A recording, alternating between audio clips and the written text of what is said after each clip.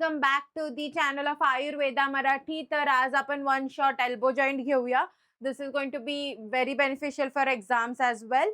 So let's start with the video. आपण एकदम शॉर्टमध्ये घेऊया. पॉइंट्स मी ऑलरेडी लिहिलेले आहेत, मी फक्त तुम्हाला त्यांना एक्सप्लेन करणार आहे. फर्स्ट आपण बघूया इंट्रोडक्शन. पोझिशन काय आहे? It is the joint of the upper limb situated between the arm and the forearm. It is the connection between the arm and the forearm. ठीक आहे.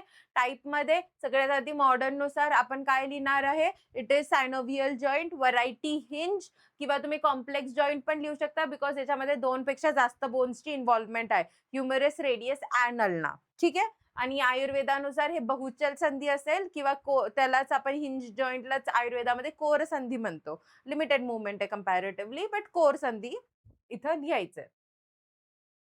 ओके. नेक्स्ट आपण बघूयात. सो नेक्स्ट आपल्याला बघायचं आहे आर्टिक्युलेटिंग surfaces. सगळ्यात आधी आर्टिक्युलेटिंग बोन्स लिहूया. आर्टिक्युलेटिंग बोन्स मध्ये ह्युमरस, रेडियस, अल्ना लिहायचे आहे. आणि त्यानंतर आर्टिक्युलेटिंग सर्फेसेस मध्ये सगळ्यात आधी अपर सर्फेस. अपर सर्फेस मध्ये ह्या डायग्राम मध्ये सगळ्यांनी बघायचं आहे. अपर सर्फेस मध्ये काय लिहायचंय तुम्हाला? Capitulum of humerus, trochlea of humorous.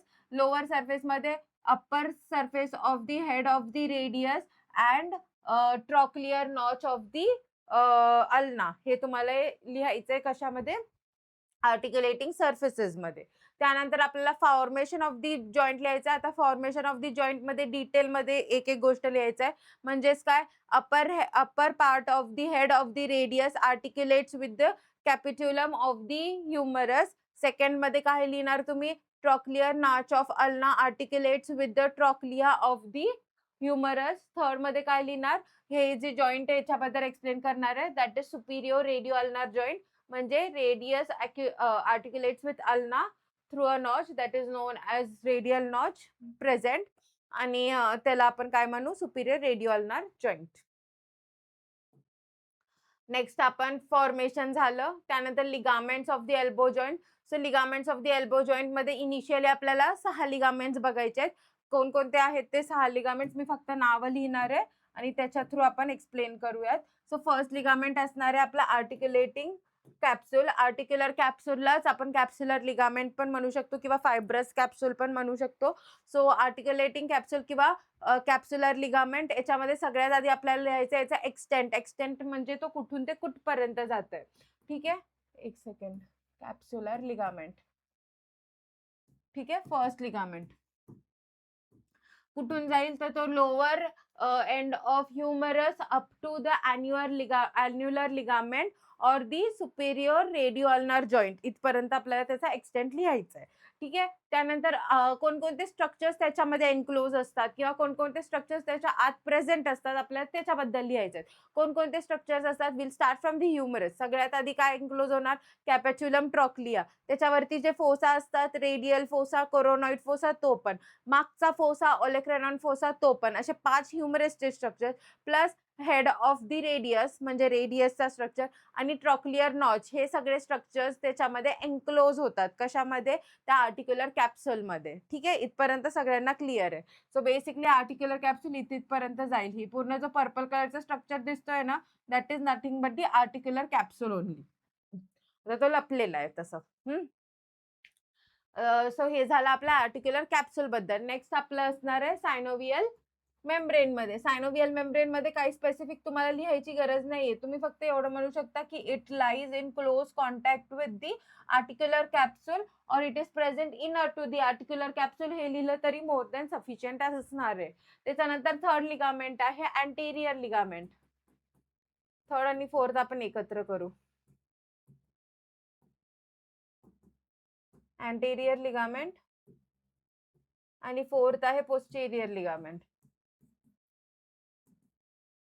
आता अँटेरियर आणि पोस्टेरियर लिगामेंट हे ॲज सच असे सेपरेट लिगामेंट्स नाहीयेत.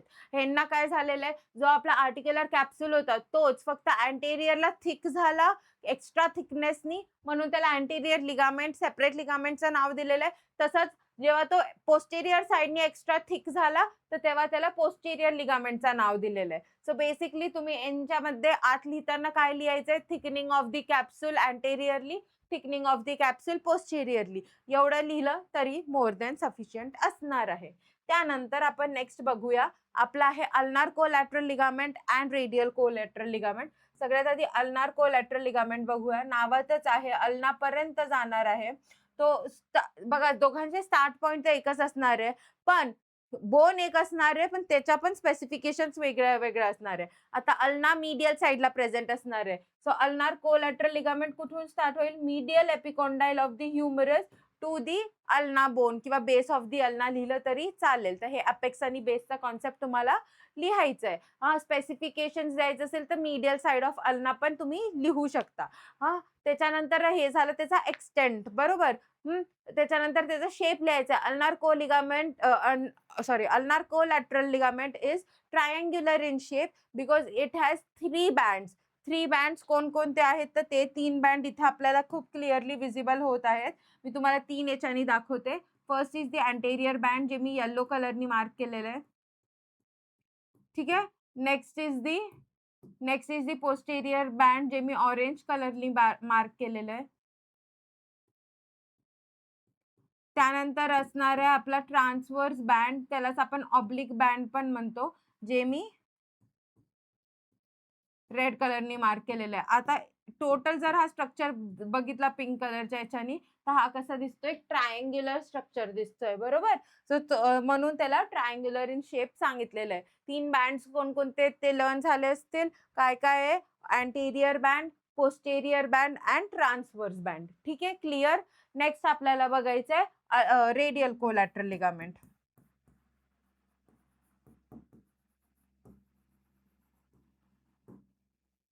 रेडियल कोलॅटरल लिगामेंट हा लॅटरल एपिकॉन्डाइल ऑफ ह्युमरस पासून स्टार्ट होऊन अॅन्युलर लिगामेंट ऑफ रेडियस पर्यंत जातो असं म्हटलं तरी चालेल. Very easy. याच्यामध्ये head of radius completely cover होऊन जातो. हे एवढंच तुम्हाला इथे सांगायचं आहे. आणि याचा आकार विचारला तर हा नॉर्मली फॅनचा शेपचा असतो, ह्या शेपचा, म्हणून याला फॅन शेप लिगामेंट म्हटलेलं आहे. ठीक आहे. नेक्स्ट आपण बघूया. हे झालं आपलं लिगामेंट्स बद्दल. नेक्स्ट आपण बघायचंय कॅरिंग अँगल. आता कॅरिंग अँगल बद्दल तुम्हाला काय माहिती आहे? तर भरपूर जणांना माहितीच नसते. बेस सांगून देते. नॉर्मली तुमचा अँगल जो असतो, हा तुमचा हात असतो, तो कधीच 180 डिग्री एवढा स्ट्रेट नसतोच. ठीक आहे. आता नॉर्मली जेव्हा तुम्ही मॅथमॅटिक्स म्हटलं, तर तुमचा हे अँगल किती पाहिजे? 180 डिग्री, बरोबर, स्ट्रेट राहण्यासाठी. तेव्हाच आपण त्याला स्ट्रेट म्हणतो, बरोबर. पण तुम्ही तुमचा हात ठेवून बघा आणि मला सांगा तुमचं 180 डिग्री स्ट्रेट राहतं का हात? तर नाही राहत. तुमचा हाताचा एक सर्टन अँगल फॉर्म होतो आणि हा जो अँगल फॉर्म होतो from 180 degree to the whatever angle तुमचा हात राहत असेल, त्याला आपण कॅरिंग अँगल म्हणतो. एक सर्टन गॅप तयार होते नॉर्मल ह्युमन बॉडीमध्ये असतेच आणि सगळ्यांमध्ये प्रेझेंट असते. जर खूप स्ट्रेट असला ना तुमचा हात, then that is also a deformity only. ते तुम्हाला क्लिनिकल अॅनाटॉमी शिकवताना समजेल. बट इथे तुम्ही समजून घ्या की ही एक डिफॉर्मिटी म्हणून कन्सिडर नाही करायची आहे सध्या तरी आपल्याला. हे नॉर्मल असतं की काहीतरी एक गॅप पाहिजेच. 180 डिग्री एवढा स्ट्रेट हँड कोणाचाच नसतो. ठीक आहे. सो तो त्या अँगलला म्हणू आपण कॅरिंग अँगल. ते साधारणतः 10 ते 13 डिग्रीज पर्यंत असतंच प्रत्येकाच्या बॉडीमध्ये. पण तो का असतो त्याच्यासाठी पण आपल्याला 2 कारणं सांगितलेले, की medial flange of the trochlea is comparatively deeper, म्हणजे ती डीपर असते कंपॅरेटिव्ह टू लॅटरल फ्लॅंज. आता मी एक नॉर्मल एक्झाम्पल देऊन सांगते. हा रोड आहे. रोडमध्ये एक दगड आहे. ठीक आहे. आता मला एक गोष्ट सांगा, तुम्ही इथून गाडी चालवत होत्या. आता हा दगड असल्यामुळे तुमची गाडीचा हा एक अँगल बनला, बरोबर. हा एक अँगल बनला. तर हा अँगल का बनला? कारण इथे ऑब्स्ट्रक्शन होतं किंवा इथे उंच आणि खाल रस्ता होता म्हणून. सिमिलरली जर ते 2 सॉकेट असतील, दोन्ही इक्वल असतील तर ठीक आहे, अँगल सेम असू शकतो. पण एक उंच आणि खाल असणार आहे तर सेम असणार आहे का? त्याच्यामुळेच आपली मूव्हमेंट पण रेस्ट्रिक्ट होते. ठीक आहे. म्हणून एल्बो जॉइंटला कमी मूव्हमेंट आहे, हे तुम्ही याचं कारण एक समजू शकता. सेकंड एक रिझन सांगितलेलं आहे की upper superior articulate surface of the coronoid process of ulna, हे कसं असते? ऑब्लिक प्रेझेंट असते. आता तेडी असल्यामुळे पण आपलं काय होतं? ते वर खाली होते आणि एक अँगल तिथं तयार होतो. ठीक आहे. हे 2 मेन फॅक्टर्स रिस्पॉन्सिबल आहे. त्यानंतर क्युबायटल आर्टिक्युलेशन्स, म्हणजे हा जो क्युबिटस असतो आपला, हा जो गड्डासारखा असतो ना, इथं फोसासारखा तयार झालाय, याला क्युबायटल फोसा म्हणतात. त्याच्यामध्ये आर्टरी, वेन्स भरपूर काही-काही असतं. पण त्यातले स्पेसिफिक आर्टिक्युलेशन्स किती असतात? तर 3 आर्टिक्युलेशन्स असतात. कोणकोणते? Humero radial joint, humero ulnar joint आणि superior radio ulnar joint. Humero radial म्हणजे ह्युमरस आणि रेडियसचा जॉइंट असेल. ह्युमेरो अल्नार म्हणजे ह्युमरस आणि अल्नारचा जॉइंट आणि सुपिरियर रेडिओ अल्नार जॉइंट म्हणजे रेडियस आणि अल्नारचा जॉइंट. ठीक आहे. असे 3 जॉइंट्स तुम्हाला तिथं लिहिणं अपेक्षित आहे. रिलेशन्स. रिलेशन्स मी सांगतेय महत्त्वाचे आहेत, सगळ्यांनी करायचे आहेत. का महत्त्वाचे आहेत मी ते सुद्धा सांगितलेले आहेत. बिकॉज अँटेरियर आणि पोस्टेरियर हेच सेम रिलेशन्स आपल्याला नंतर मूव्हमेंटसाठी लिहायचे आहेत. इम्पोर्टंट आहेत. So first will start. तर अँटेरियरली मध्ये सगळ्यात आधी काय सांगायचंय, इथं मी एक ट्रिक दिली होती. 3BM, 3MB, 3BM तुम्हाला जे आवडत असेल तुम्ही लिहू शकता. पण इथे 3BM अप्रोप्रिएट आहे कारण 3B आहे. ब्रेकियालिस, ब्रेकियल आर्टरी आणि टेंडन ऑफ बायसेप्स आणि एम पासून मीडियन नर्व. मागे तर 2च आहे पोस्टिरियरली मध्ये. टॅप, ॲट तुम्हाला जे करायचं असेल तर करा, गरज नाहीये. टॅप करा, टॅप जास्त इझी आहे. T for triceps, A for anconeus, P for posterior relations असं इझिली लर्न होऊ शकते. मीडियलमध्ये सिंपल आहे. मीडियलला कोणते असतात? फ्लेक्झर कंपार्टमेंट असतात. जर तुम्ही ह्युमरसचा लोअर एंड नीट केला असेल तर तुम्हाला माहिती असेल की मीडियल एपिकॉन्डाइलवर नुसते फ्लेक्झरचे मसल होते आणि लॅटरल एपिकॉन्डाइलवरती नुसते एक्सटेन्सरचे मसल्स होते. तर सेम कॉन्सेप्ट आहे. मीडियली अल्नार नर्व असणार आहे कारण की अल्ना प्रेझेंट असते. Flexor carpi ulnar is common flexor muscles. Similarly लॅटरलमध्ये supinator, extensor carpi radialis brevis आणि कॉमन एक्सटेन्सर मसल. सिंपल. काय याच्यात अवघड होतं का? नाही. फ्लेक्झर कंपार्टमेंट कुठे असतो? मीडियली. एक्सटेन्सर कंपार्टमेंट कुठे असतो? लॅटरली. ठीक आहे. एवढं जरी आठवून ठेवलं तरी सफिशियंट आहे. बर्सा मी परत काय सांगितलं होतं? It helps in the reduction of the wear and tear that takes place in the joint.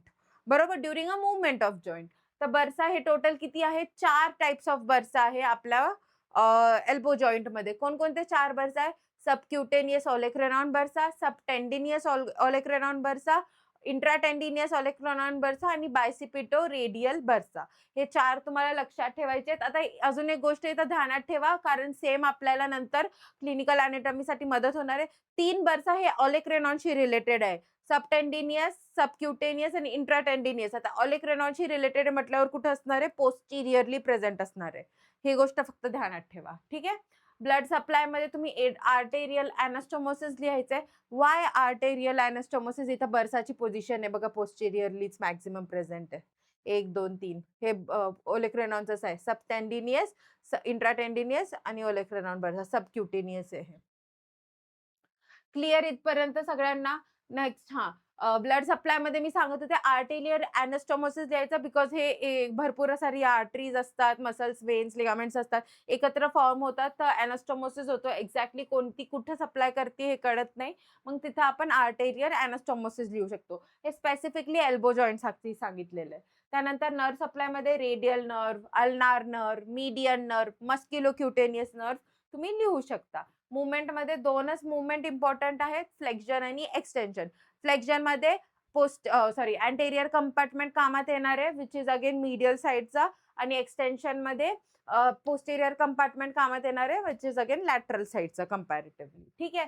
So कोणकोणतं फ्लेक्शन करताना कोणते मसल आठवा? मी अँटेरियरली कोणते मसल सांगितले होते?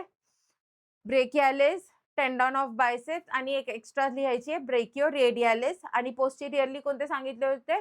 Triceps and anconeus. तर इथं एक्सटेन्शन मध्ये फक्त ट्रायसेप्स आणि अँकोनियस लिहायचंय. तुम्हाला बिलीव्ह नसेल होत तर मूव्हमेंट करून बघा फ्लेक्शनची. इथं तुम्हाला एक सडन टेंडनचा मूव्हमेंट फील होईल, दॅट इज अवर बायसेप टेंडन. आणि ट्रायसेपचं इथं होतं ऍक्च्युली, ते तुम्हाला जर्क केल्यावरच फील होईल ते. पण आता नॉर्मली आपल्याकडे हॅमर असला पाहिजे ते जर्क फील करण्यासाठी. ठीक आहे. त्यानंतर आपल्याला बघायचे क्लिनिकल ऍस्पेक्ट. त्याच्यामध्ये dislocation of joint most common आपण सगळ्यांमध्येच लिहितो. आता डिसलोकेशन का होईल? बिकॉज जी आर्टिक्युलर कॅप्सूल जरी मोठी असली तरी भयानक वीक आहे. मूवीज मध्ये दाखवून देतात बघा असं तुम्हाला, कधी ह्या हाताचं कधी ह्या हाताचं. त्यांना माहिती नाहीये त्याच्या मागचं लॉजिक, पण आपल्याला माहिती पाहिजे की तिथली आर्टिक्युलर कॅप्सूल कशी आहे, वीक आहे. Tennis elbow, golfer's elbow, students elbow 3 explain करणार आहे. ही 2 इमेज बघा. वरची टेनिस एल्बोची आहे, खालची मीडियल एपिकॉन्डाइलची गोल्फर्स एल्बोची आहे. आता नीट जर तुम्ही बघितलं तर टेनिस एल्बो हा लॅटरल साइडला होतो, गोल्फर्स एल्बो हा मीडियल साइडला होतो. इथपर्यंत क्लिअर आहे. दोघांमध्ये टेंडन टियर होते रिस्पेक्टिव्ह साइडचे आणि म्हणून होतं. टेनिस प्लेयर्स वाल्यांना मूव्हमेंट कशी असते अशी, अशी. तर त्यांचा जो जर्क असतो हा नॉर्मली लॅटरल साइडला बसत असतो. सतत. एक सडन प्रोनेशन करून प्रोनेशन अँड एक्सटेन्शन करावं लागतं त्यांना. असा मूव्हमेंट असतो त्यांचा.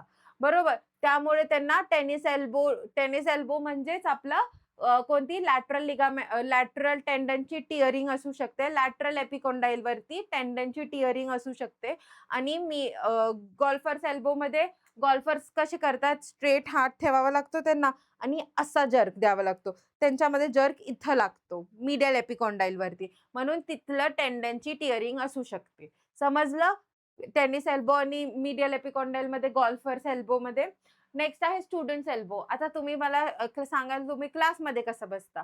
मला माहिती आहे तुम्ही क्लासमध्ये असे बसता. डुलक्या खात. बरोबर? So the whole point of telling you this is because जे आपण ह्या मूव्हमेंटमध्ये बसतो क्लासमध्ये, आपला पूर्ण डोक्याचा भार आपण कशावर देतो? आपल्या हातावरती देतो. त्याच्यामुळे जे आपले पोस्टिरियर बर्सा जे असतात, जे आपण बघितले होते बर्सा पोस्टिरियरली प्रेझेंट असतात, ते काय होतात त्याच्यामध्ये इफ्युजन होऊ शकतो. ज्याच्यामुळे तिथे इफ्युजन झाल्यामुळे एडिमॅटस स्वेलिंग येऊ शकते आणि ह्या तिन्ही केसमध्ये देअर इज एक्सक्रुशिएटिंग पेन. साधारण मूव्हमेंट सुद्धा करता येत नाही. ओके, हे समजलं तुम्हाला? Tennis elbow, golfer's elbow, student elbow. त्यानंतर क्युबिटस वल्गस, क्युबिटस व्हायरस इझी आहे. आपण एक कॅरिंग अँगलचा कॉन्सेप्ट बघितला होता. जर कॅरिंग अँगल हे 13 पेक्षा जास्त गेला तर क्युबिटस वल्गस, जर कॅरिंग अँगल 10 पेक्षा कमी असला तर क्युबिटस व्हायरस. म्हणून मी सांगितलं होतं की जर 180चा हात असेल कोणाचं, then that is also problematic Babu Bhaiya, that is also problematic. समजलं? कॅरिंग अँगल हा 10 ते 13 डिग्रीमध्येच पाहिजे. नॉर्मली तुम्हाला जर एमसीक्यू आला, एमसीक्यू मध्ये 10 आणि 13 दोन्ही असलं तर go for 13 degree. Okay, I hope तुम्हाला समजलं असेल. इन शॉर्ट मी तुम्हाला सांगितलेलं आहे. For more such videos please do follow us on Instagram and YouTube. जे लिंक्स आहेत ते तुम्हाला डिस्क्रिप्शन बॉक्समध्ये अवेलेबल होऊन जाईल. And all the very best for exams. Thanks for watching the video. Have a nice day ahead.